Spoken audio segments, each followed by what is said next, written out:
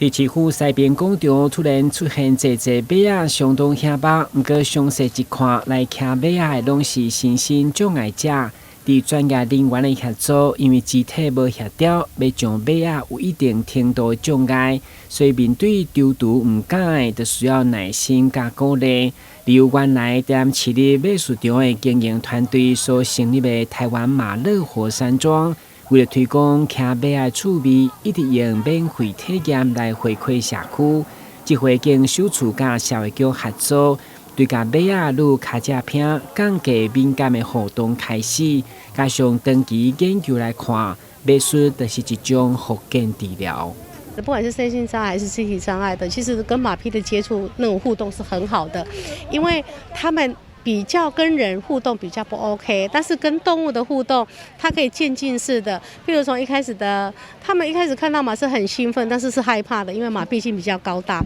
但是他们慢慢渐进的，从他们帮他刷毛，我们一早来也是让小朋友让他们去接近，让他们去刷刷毛、摸摸马，然后再来喂他们吃红萝卜，然后再来让他体验上马。那体验上马是这样子，小朋友都想要上马，其实他们今天来的都是大朋友，他们都想要上马，但是他们肢体上有一些不太协调，上不去。那这个时候就是要多一点耐性跟等待。所以他们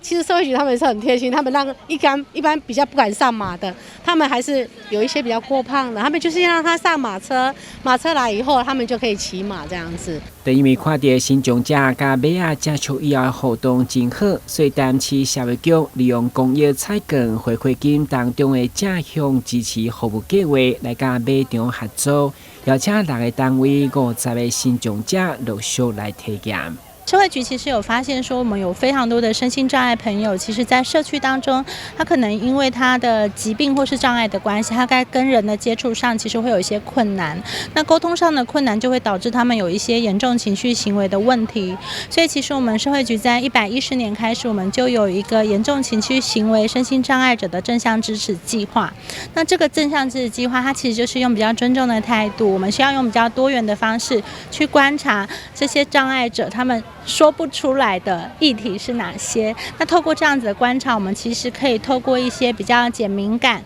或是比较正增强的方式，去引导他们用正确的方式表达他们的需求。那我们今天之所以会办理这个就是马术体验的活动，其实也是有发现，就是在我们过程当中有发现，其实像是以自闭症